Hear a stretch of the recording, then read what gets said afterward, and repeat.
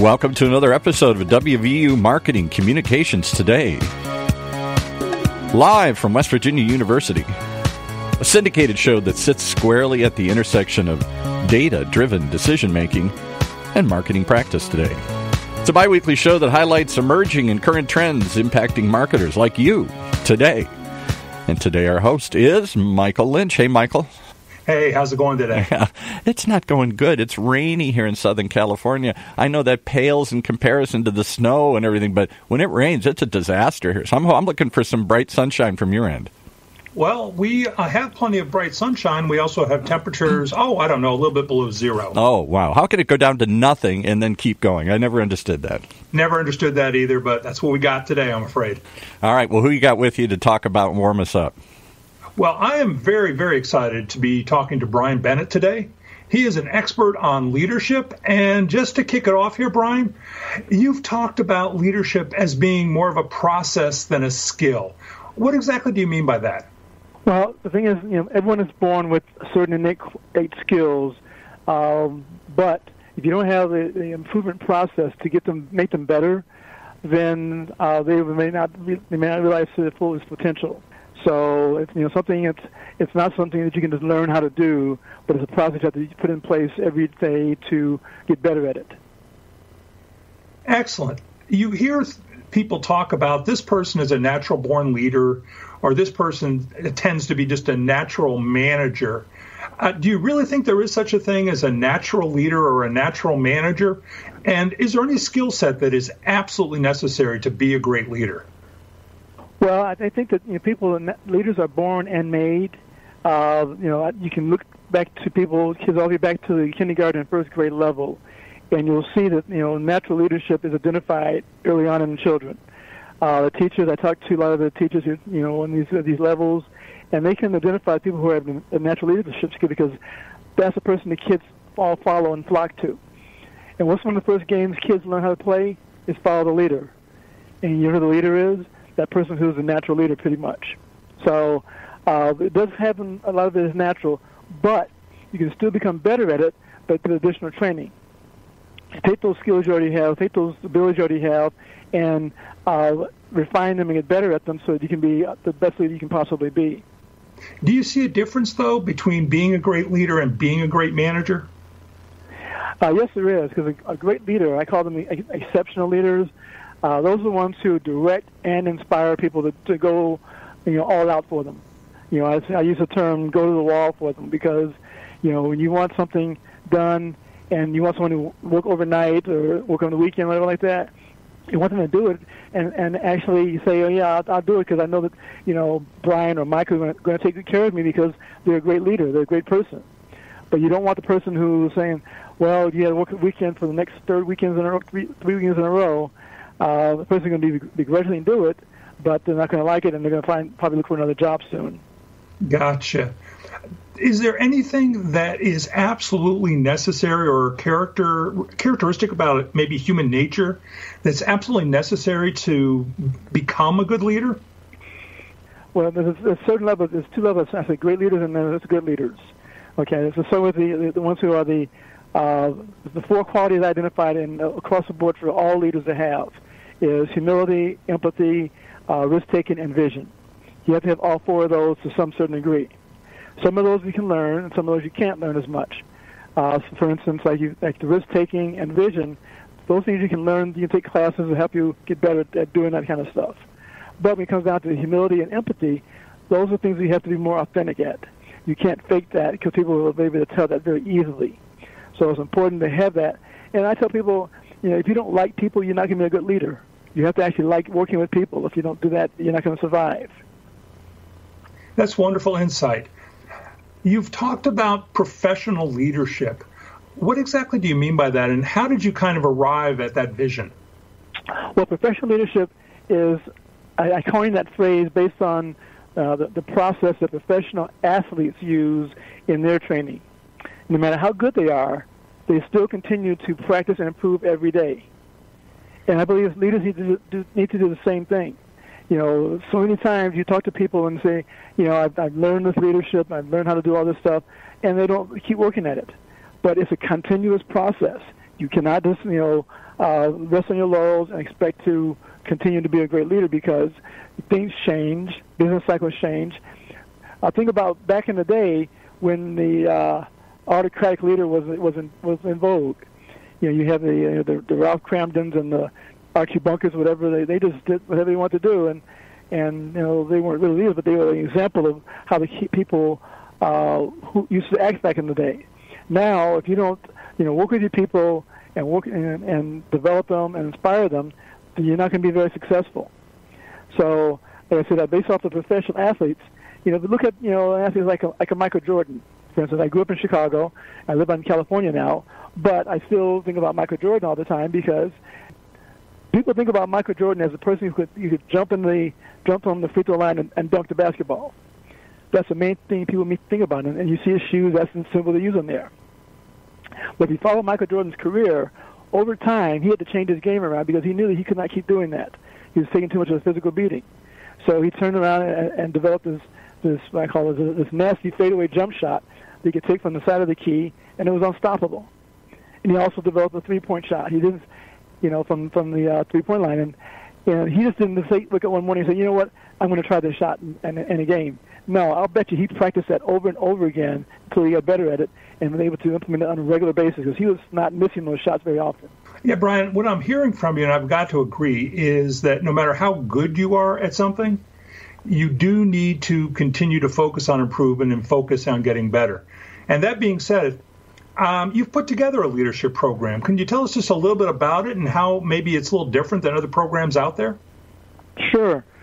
Well, I'd like my leadership program, like I said, it talks about a process to be refined and not a skill to be learned. What most people tend to do is they take courses trying to learn certain leadership skills when, in fact, they may not be able to take advantage of it to their fullest. And they may like to discipline. We all know people who could sing better or perform better or play a sport better than some of these professionals out there, but they just didn't have the discipline and the process to get better. So what's important about my program is it's personalized to the individual. I can't lead like you. You can't lead like me.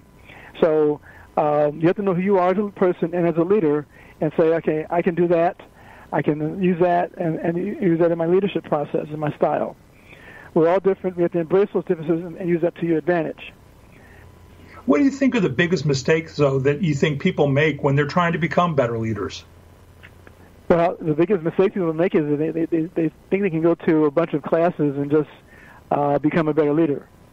And the problem with taking classes is, once you walk out the door, you never hear from the people who taught the class again. They don't know if you've implemented the things they taught you well. They don't know if you have developed it, and if they have any questions about it and so forth. So what we do in our program is we start with the class, but before the class we do some assessments. We start with a personality assessment, leadership assessment. We take that, and then we teach them the assessing process in the class, and we walk through putting together a leadership vision from that. So this is who you are. Now use that to your advantage to become a better leader. So you take that and say, okay, this is what our leadership is like. This is what I'm going to do. Now you have a vision. Now how are you going to implement that? Then we're working through several steps to do the implementation of that through some of the tools that we've implemented for our classes, and then we go through reflecting and the processing. So in our 12-month program, we have the course, then we have follow-up coaching, follow-up leadership assessments, impact, and then we also have additional readings. Because as I mentioned before, people have to continue to learn and get better at being a leader. And there's always new things you can learn and read out there about leadership. Some of it is most of it is very good. For my classes, what I do is I clip most of these articles and I post them online for them to read them, so that they can learn some of the new stuff out there, the new concepts out there, and so they can get better at that. Now, I know you've interviewed a lot of people to kind of develop this vision. Can you tell us a little bit about some of the people you've interviewed and maybe some of the things that they have in common that you might think really qualify them to be considered great leaders? Well, I interviewed, since this book was focused mostly on healthcare, I interviewed a lot of the healthcare leaders out there that I've met at conferences, or I just called them up and researched them and contacted them. Some of the people who I thought were very interesting was Dr. Toby Cosgrove. He was the former CEO of the Cleveland Clinic. He just stepped down in December. And I think of him as a model in humility. The reason I think about that is because when I wrote my first book 2 years ago on healthcare analytics, I sent, because I did research to him, and I sent him a copy of the book. And of all the healthcare leaders I sent copies of the book to, he was the only one that sent me a personal letter back and said, "Brian, thank you for the book. Hope you do well with it, and call me if you need anything else from me." So I said, "I'm writing a leadership book. I need to call Dr. Cosgrove." So I sent him a note. 2 days later, I got a call from his admin saying, "Dr. Cosgrove would like to schedule an appointment with you to interview for your book." 2 days later, some of these leaders, it took me 2 weeks and months to get done on their schedule. So he called me 2 days later, got on the schedule, we talked, and one of the most surprising things he said to me was, "Brian, I didn't make this job. The job made me." He wasn't even taking credit for all the things he'd done at the Cleveland Clinic. And if you look at their history over 25 years, before he started there, they were basically, not a whole lot. But he got there and grew the organization, and the things he does there is very innovative, and people really love him. I got to know him and some of the people who work for him, and I could be talking on the phone with some of them. And when he comes to the department to do their town hall meeting or whatever they call it, these people, they just basically hang up the phone on me and run to hear his meeting because they want to hear what he has to say. That's the kind of leader he is. He directs and inspires people to work for him. I also talked to Dr. Laura Faries, who's from New York Presbyterian. I really enjoyed talking to her. She was, it's funny how I met her because I was at a conference listening to another speaker, and she was sitting right next to me, and we just started talking. And I found out, I didn't know who she was. I didn't know what her position was. And I just told her I was writing a book on leadership, and she said, "Oh, this is what I do, and can and let me know if you need any help." So I called her up, and we had a nice chat. And she was really good about meeting. But I think that the thing that stands out to her for me is the fact that she was also a great on mentorship. She mentors people in her organization. She is big on having a mentor inside her organization who help her see things that she may not see, and she has outside mentors too to help her long-time career. Nancy Slipting she was a CEO at Henry Ford Health System, and her thing I liked about her was she was really good on reflection. She would wake up at 5 o'clock every morning to go over her plan for her day, look over her meeting schedule, and say, okay, this is going to be a difficult challenge, difficult meeting. I need to prepare for that. And she walked through scenarios in her head, which is something I like doing myself too. Is when I normally have a difficult conversation with someone, I want to talk, work things out and try to prepare for the different options that may come out of the meeting. So she was impressed with me with that. But I also interviewed people who are outside of healthcare too, like Larry Quinlan, who's the global CIO of Deloitte. I talked to him about some of the things he does there, and he's real big on some of the on assessing and knowing who people are and helping to grow his people. A couple of Super Bowl champions, athletes I've had them meet over the years, PGA golf pro, other business people I went to school with from Northwestern. So, it was very good. But, one thing I found I learned from talking to them on a regular basis over the few months I was writing the book, is they all pay very close attention to how they lead. It's not something you just walk in the door and say, "I'm here now. I'm the president. I'm the CEO. I'm the COO. Whatever." They focused on how they lead to make sure that they were doing the right thing for the people who work with them and the people who work for them. The only challenge I found from them when I talked to them was not everyone was like Nancy. Most of them did not spend as much time on reflection as they should have. A lot of times I get a response like we do it once a month or once a year or something like that. But reflection has to be done, something that's done on a daily or at the worst case, weekly basis. Well, Brian, that sounds absolutely fascinating. It sounds to me like what you're saying is that a key quality of a leader is that they've really got to care about their team.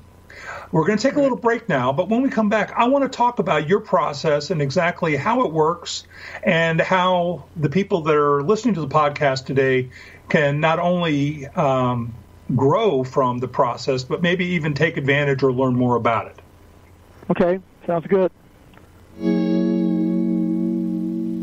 And just a quick break to let you digest all that and remind you that West Virginia University's online data marketing communications program is the first graduate program of its kind. It really is a unique program here, focusing on strategic, critical problem solving and informed decision making. The data marketing communications program prepares you for your career by learning these innovative tactics from a whole host of award-winning faculty, like today's host.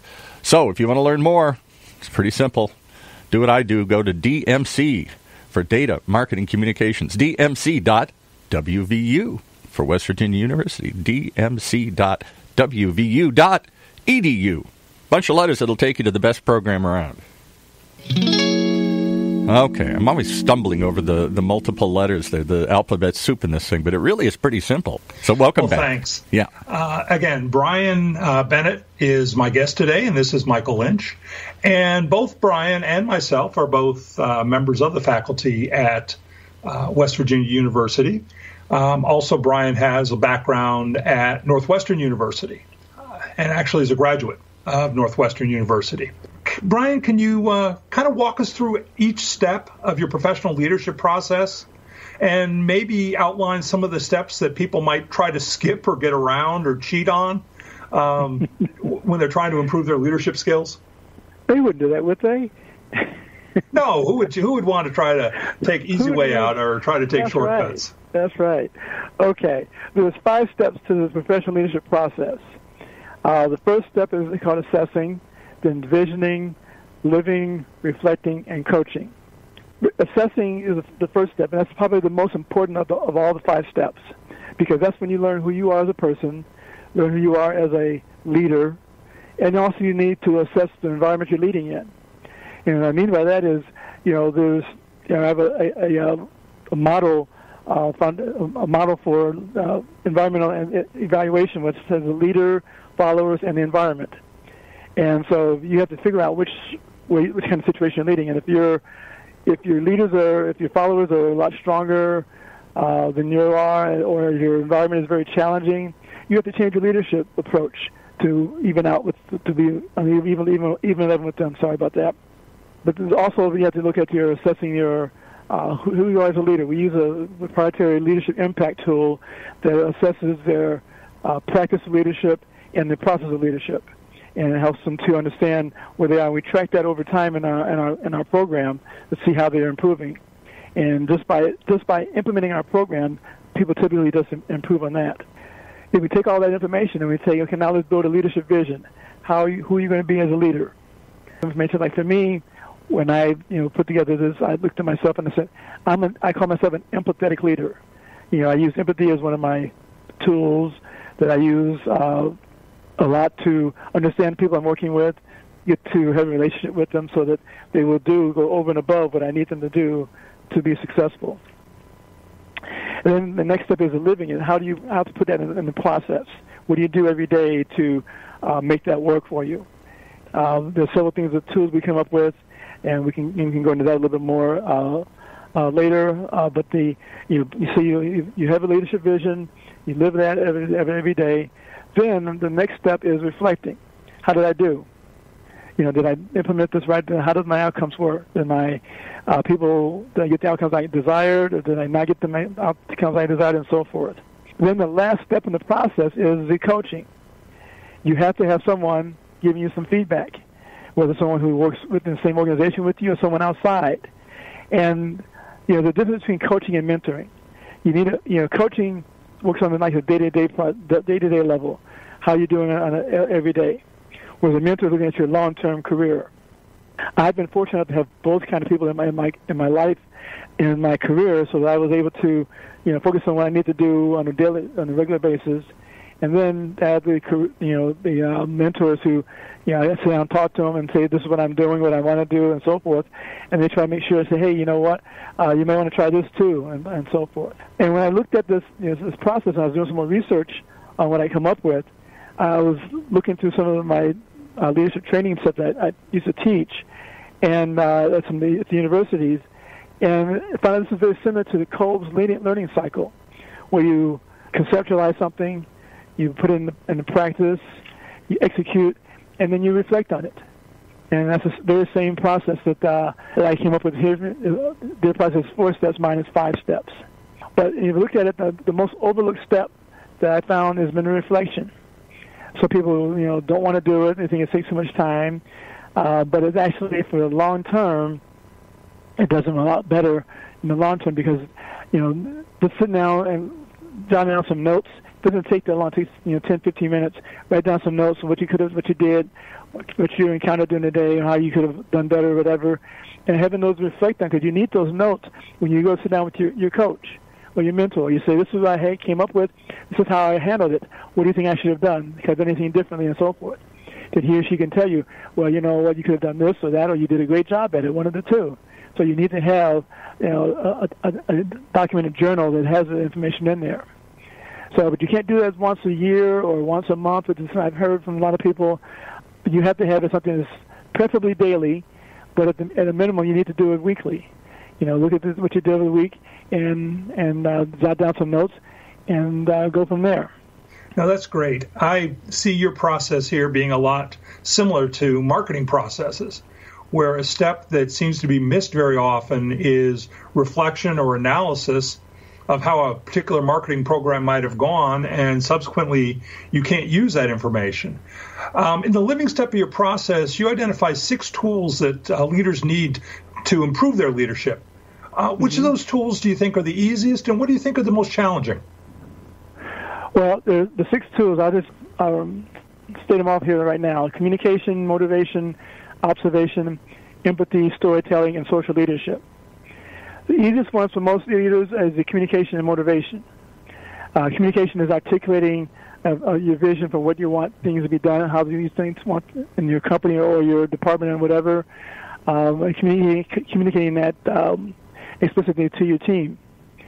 And motivation is using financial or time off or whatever kind of means to motivate people.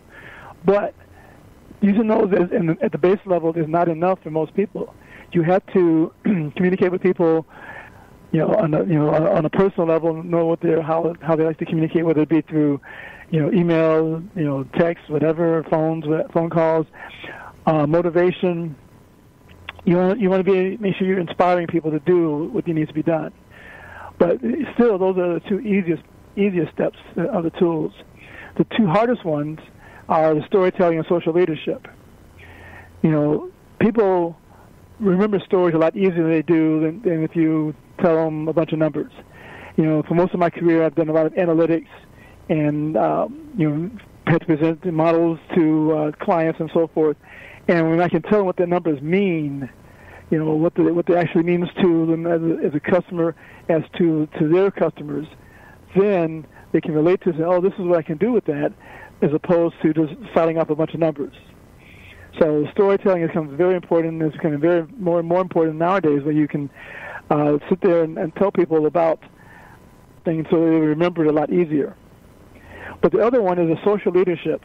And that's kind of new for most people, and a lot of people have an aversion to it, but it's exactly what it sounds like. It's using social media to communicate with your constituents and with your community. So you may use, Twitter, LinkedIn, Instagram, whatever, to communicate with your people by, sending out notes and stuff like that. But it's important that when you're using that, you have to not just, retweet something or just, something generic. It has to be something that you're in that. As a leader, you want to be involved in that. So that process. So I have the person who wrote the foreword for my book, Chris Van Gorder from Scripps Health in San Diego. I met him online, and I followed him online for a long time, and I watched how his social media skills were. And what he would do is he'd talk about things he was doing in the community, things that people in his hospital were doing. You know, when they had the fires out here last summer, he was out there at the fire site with his EMTs, helping them get the job done. So that's a social leader. It's not just that's great, Brian. We're getting ready to wrap it up now.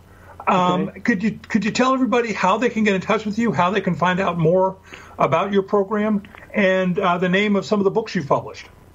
First book I published was Competing on Healthcare Analytics. You can find that on Amazon, or you can find that on my company site, Healthcare Center of Excellence. It's healthcarecoe.org. The second book I did was Prescribing Leadership in Healthcare, and that's also on Amazon and on our website, healthcarecoe.org. I'm writing a third book on leadership called The Path to Professional Leadership. And if you want to get in touch with me, you can go to the website, send a note there, or contact me at brian@healthcarecoe.org. Well, again, I want to thank Brian Bennett today. I have learned a lot about this and cannot wait to put some of these steps to use myself. Again, thank you very much, and we're going to turn it back to the studio. You've been listening to another episode of WVU Marketing Communications Today, right here on the Funnel Radio channel for at-work listeners like you.